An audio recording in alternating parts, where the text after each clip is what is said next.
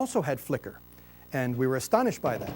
And they first said to us, oh no, you did something wrong, you did something wrong. So they sent us a whole new batch. We put them again, it still flickered. Turns out that the driver they were using, which they now have replaced permanently with a much better driver, the driver was causing the flicker.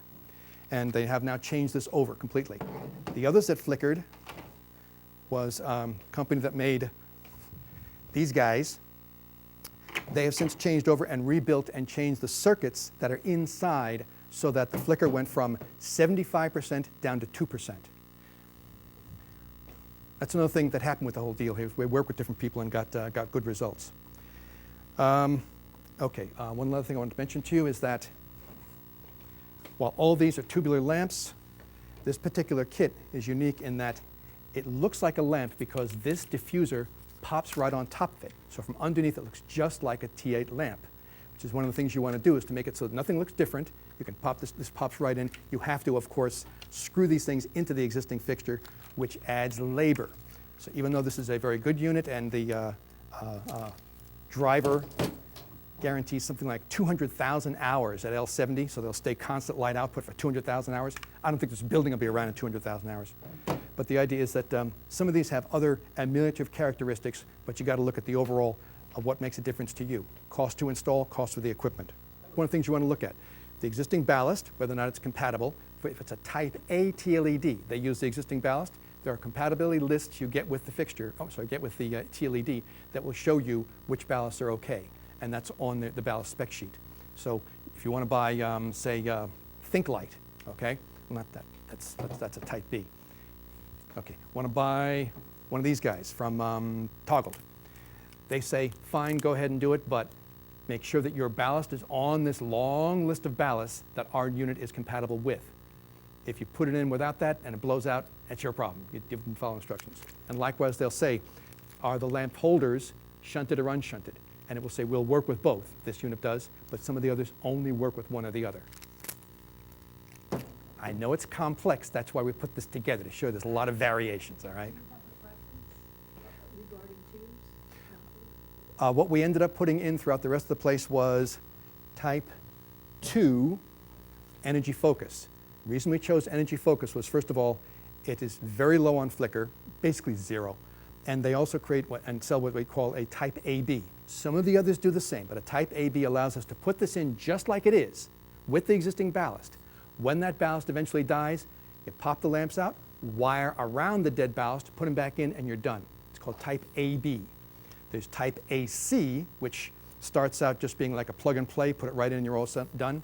But when the ballast conks out, going down here, this is type C, you have to put in a driver to replace the ballast. Again, that may get you a slight change in efficacy where the wattage of the unit is a little lower. Instead of being 13 watts, it might be like 12.2, so you get a little more savings, but you are going to spend more for the drivers, which you got to buy from the same company, otherwise they're not going to be compatible. And in our case, we did only one fixture like this because we had a 3-lamp fixture, and at the time, they only sold units that worked with 2, come on in, it's all right. All right. They only sold units whereby the drivers would drive only 1 or 2 lamps. We said, we got a 3-lamp fixture. Give us a 3-lamp driver. Oh, we don't make it. What's the answer? We had to put in 2 drivers, which cost way more. Made that completely ineffective. But our preference ended up being type 2 AB energy focus. And they avoid a lot of problems, and they are very low in flicker. Yeah, they're a little more expensive.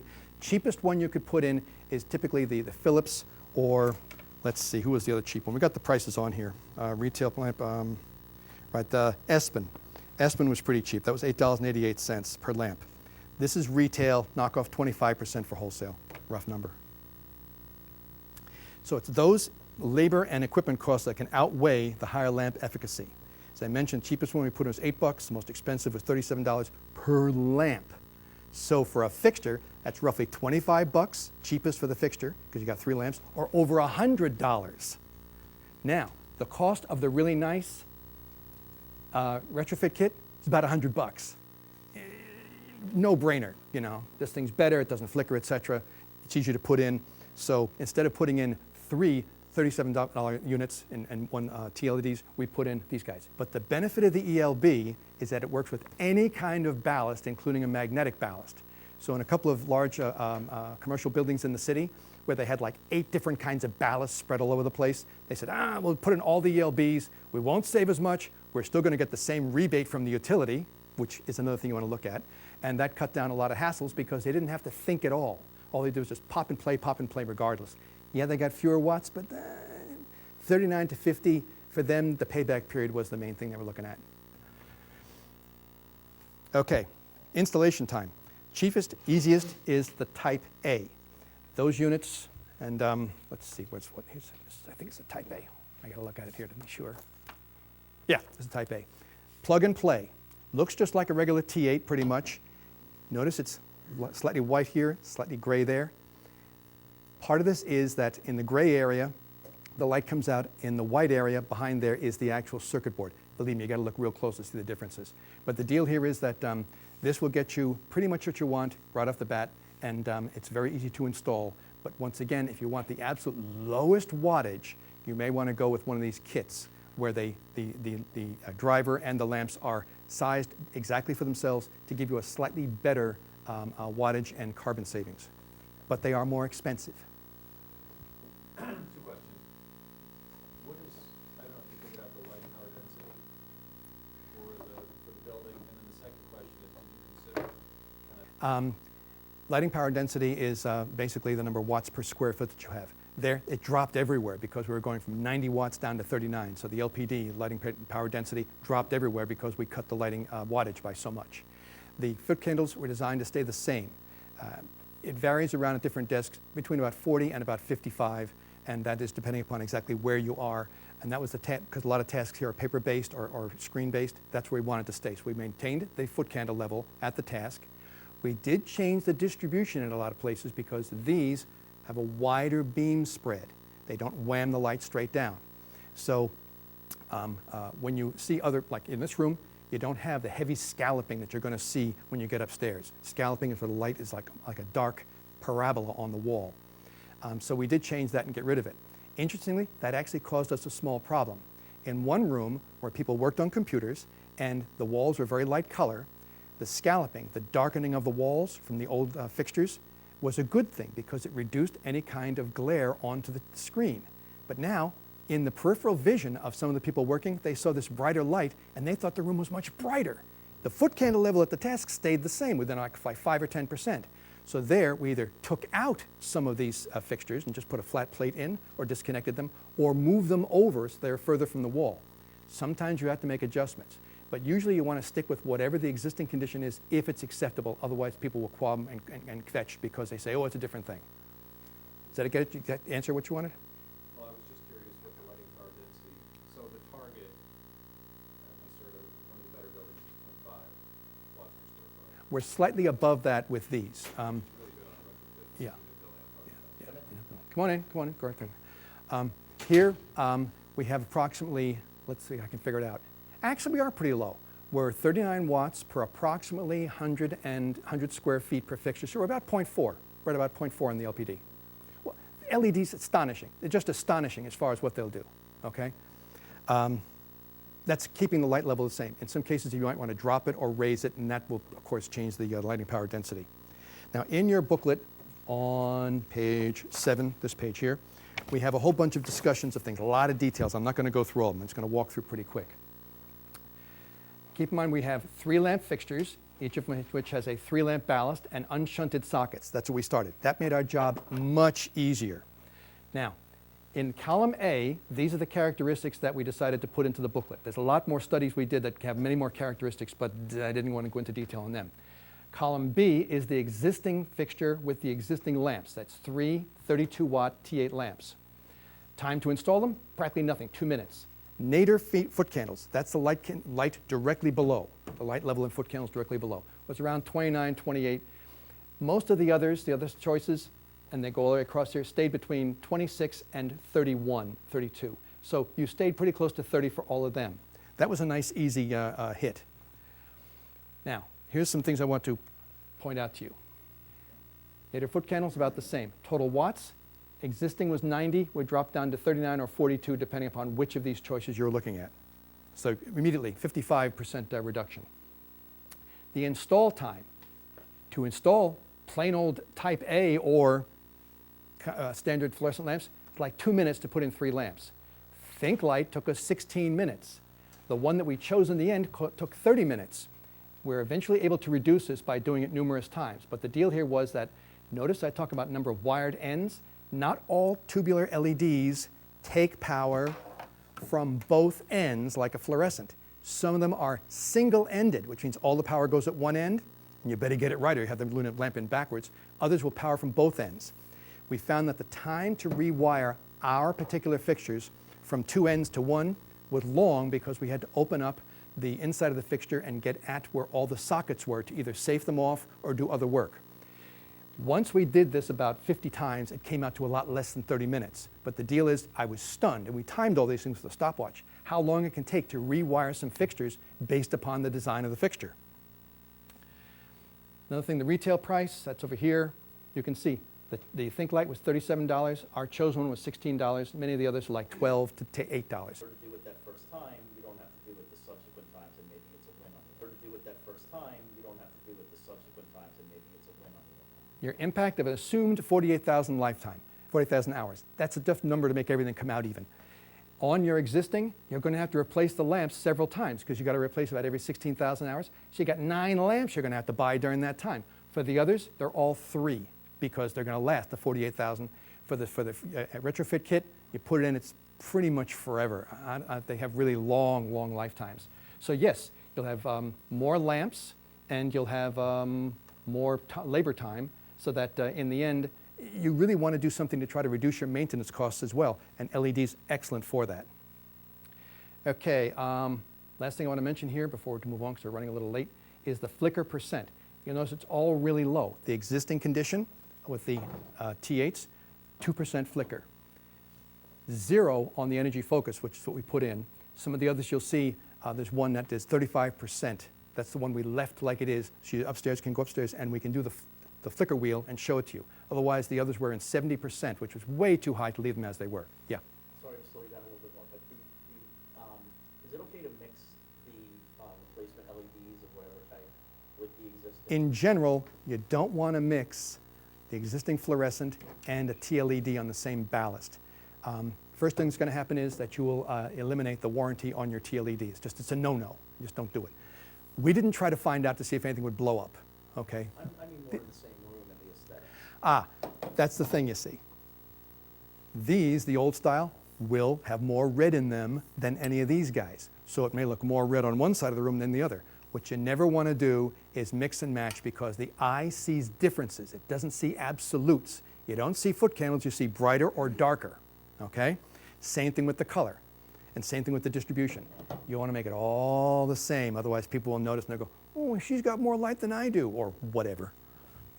Okay, now if you're going to get started, first thing you want to look at is what is your priority? And don't say yes to all these questions. Do you want to go for the best life cycle savings? How about the cheapest equipment, the quickest installation? All these you should think about. Do you want to adjust or change the light levels? Is your main goal to reduce greenhouse gas emissions? In that case, you want to spend more money for the absolute best efficacy, lumens per watt. Do you want to change the fixture appearance, make it look like a new fixture? Do you want to improve or change the light distribution? Do you want to enable dimming? Okay, that's a good question. You're going to get that in a minute. Once you've figured out what your goals are, look at the existing fixture. What kind of ballast have you got? Is it compatible with the Type A lamp you want? If you don't want to be bothered with that, use a Type B or Type C that bypass the ballast, or one of these retrofit kits that also bypass the ballast completely. The other things you want to look at is what kinds of sockets have you got? What is the fixture type? We're going to go through each of these one at a time. But these are all questions you want to think about before you put any money down and start buying stuff. And what's your labor? A large university that I work with down in the city decided to choose the energy-focused lamps because they are plug and play, which means you can put them right in to a replacement of a T8. You don't have to do any wiring. Because there they found that half of their staff could not read the wiring diagrams or could not read enough English to be able to do Type B or Type C, which required wiring. So think about what's your cost of labor.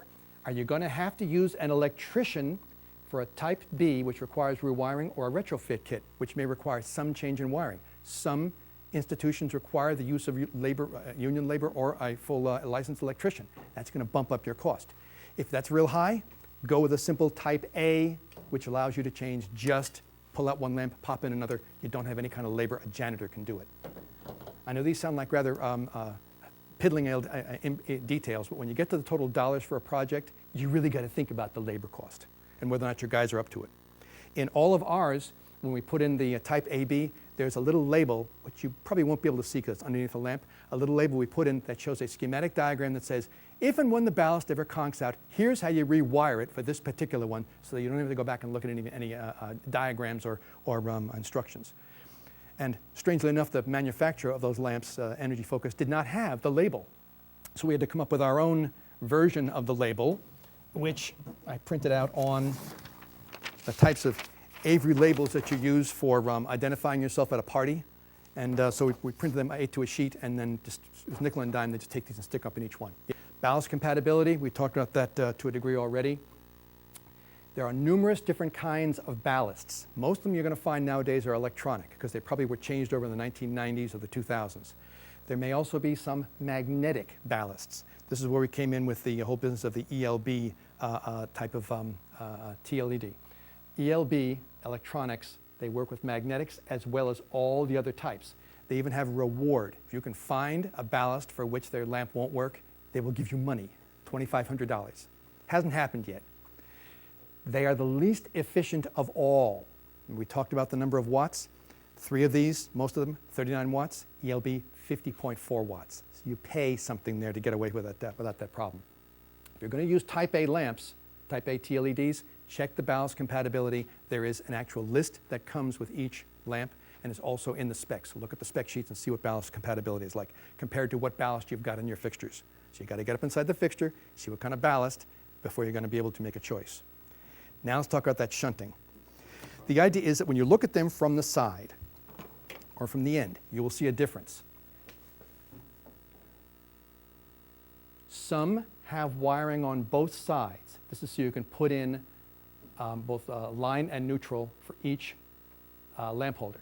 The others have wiring only going into one, and behind this plastic there is a piece of copper so that the electrical contacts, which are on this side, the lamps actually go in from the bottom, the electrical contacts are shorted between the two. This is called shunted. This is called unshunted.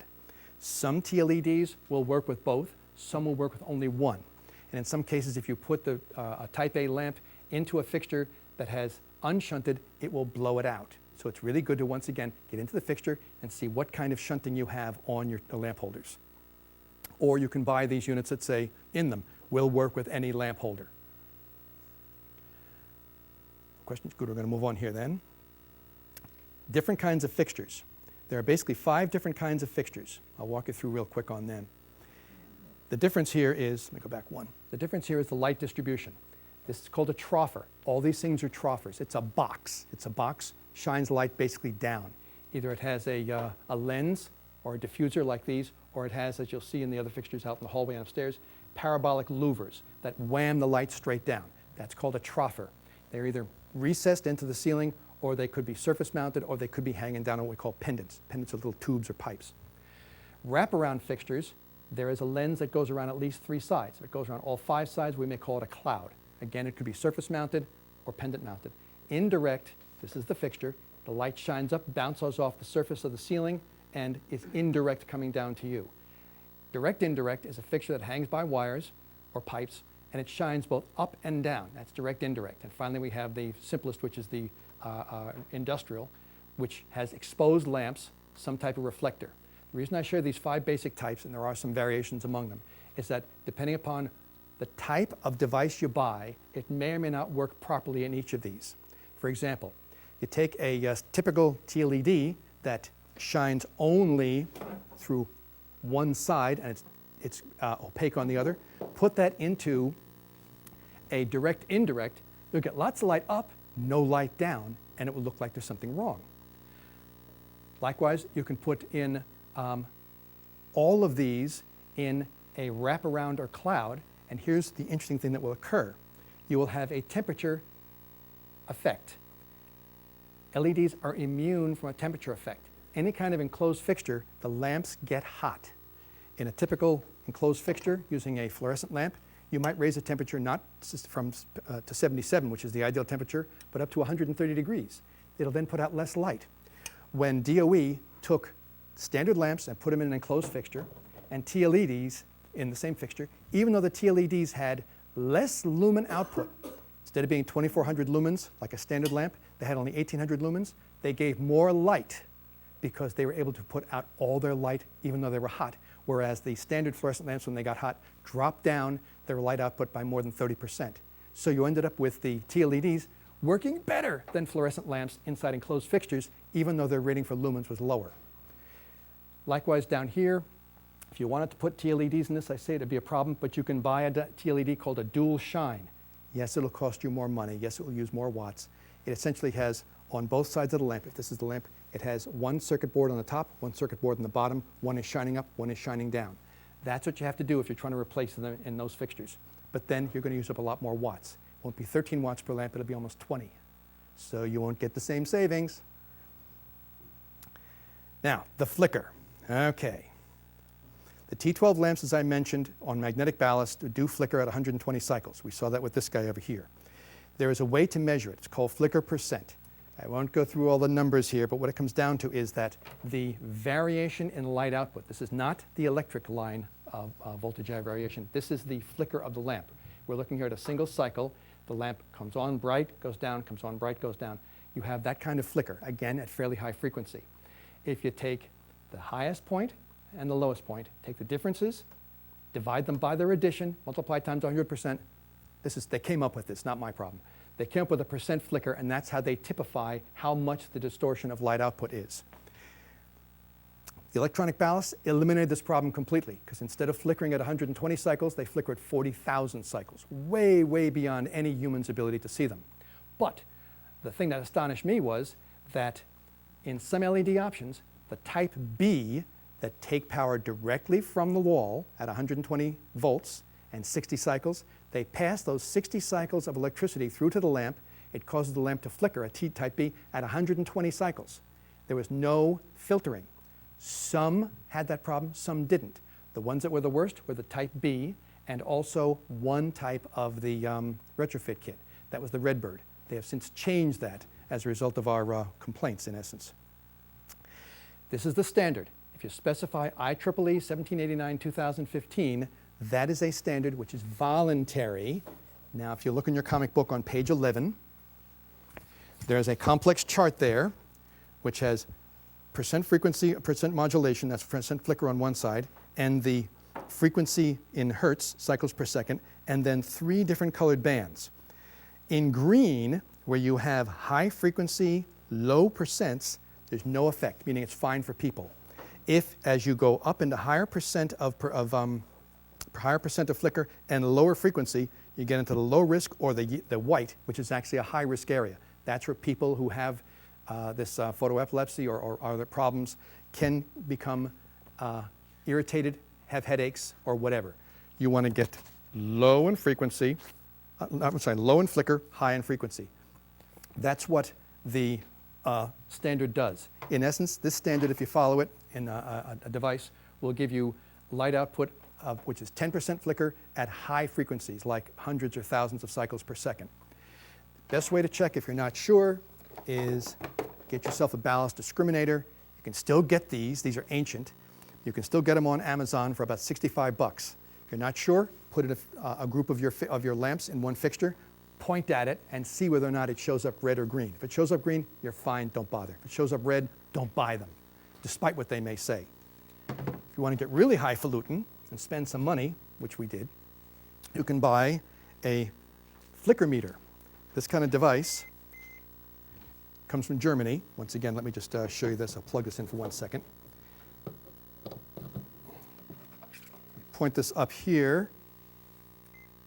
We get nothing, 0 flicker, because this is DC. Come down here. If I turn it around to you, it won't see. Let's see if I can do this. Does it show up? Yeah, it's high. It also gives you a tone. And this helped us figure out which ones had the highest percent. In the end, that still wasn't enough. So we spent a little more of NYSERDA's money, thank you very much, and bought a miniature oscilloscope, which fits on the back of this guy and tells you the flicker frequency. So we could see the frequency and the percent all at once. And based on that, we figured out which ones made the most sense. You can use the little top, yes. As a matter of fact, I almost forgot. Hold on a second, I have to do something here. Just a minute. Hopefully this will not disconnect anything. Good.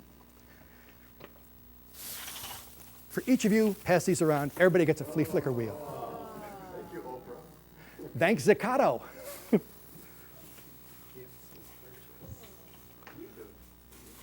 don't disconnect yet.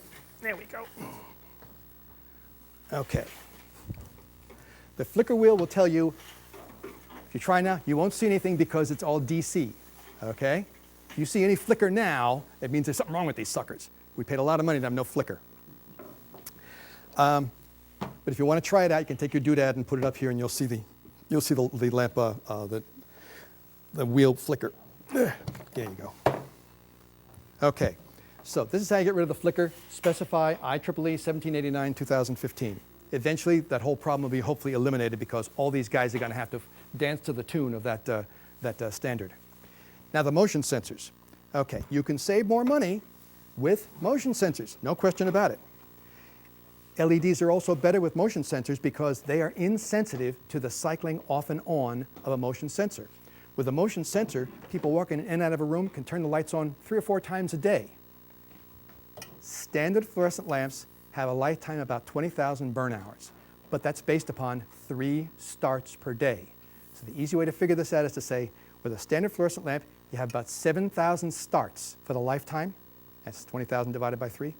Use them as you see fit. If you want to turn the lights off and on 10 times a day, this isn't going to last very long, okay? So that's that problem with standard lamps. But with these, the TLEDs, they don't care.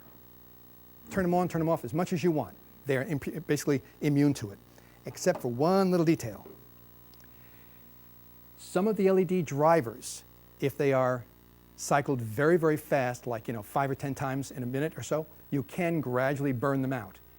What happens is that the electrical contacts gradually expand and contract enough so they'll break. So don't go crazy and set your occupancy sensor for a 1-minute delay. 1-minute delay means that if a person walks out of the room, 1 minute later the light goes off. Set them for 5 or 10 minutes and then use TLEDs and they'll last forever, unlike the fluorescent lamps, which will burn out in about 2 or 3 years with motion sensors. Moving on quickly, any other questions? Okay. Finishing this off here. I got through that very good. Well, one other thing about sensors that's very good is that when you put them in, you're going to reduce the burn hours. That's going to save even more watts, avoid even more greenhouse gases. So if you're really going after the maximum greenhouse gas reduction, do think about sensors. Just do the math, because it may turn out that once you put in the LEDs, there's only half as much light to save on. Once you go from 90 watts down to 39, trying to keep those 39 watts off a lot of time, it's going to be more expensive as you do it. So depending upon how your electric rate is structured, it may or may not make sense to do it depending upon your budget. Electric rate structure means, do you pay for demand separately? If so, these guys may not reduce peak demand. Most of the time, sensors save off-peak. So like in this building, New York Power Authority, we get our power from them, half the bill is peak demand, which would mean that if we put in sensors and use the average price of electricity, average dollars per kilowatt hour, we'd be fooling ourselves because that would have demand folded into it. If these units did not actually save demand, the reality is that the value of each kilowatt hour that they save would be only about half of what we expected. So your payback period would be longer, and you might be disappointed. You'll still save a lot of kilowatt hours, but you might be disappointed on the dollars. Whatever you do, test before you invest. Don't spend a lot of money until you've done a good test. This means that you want to set it up in a room, all the lamps the same, let people get used to them, and then do a before and after comparison. You want to look at the task foot candles, make sure you haven't screwed them up. Look at the wall and partition foot candles, that's vertical surfaces. Have you changed that significantly? Does the room now appear much brighter or darker than before? As I mentioned with our people, We had the same task levels, but because the walls were now lighter, they saw that peripheral light and they thought the space was much brighter. We said, no, it's really not. The task is the same. And we had to move some fixtures around to actually reduce the new light level on the wall, even though it was better, because in essence they thought it was too bright. Yeah. Would you also just paint the walls? We actually looked at that, and the first thing we said was, in this particular room, was that there was a banner for a village. Croton had a banner. The banner was purple. So we figured, let's put the banner up over the walls. Then people began to say, well, now you got a banner over here, but you don't have a banner over there. Then we thought, wallpaper. I said, how about we just do this? We just take the fixtures that are close to the wall, we move them one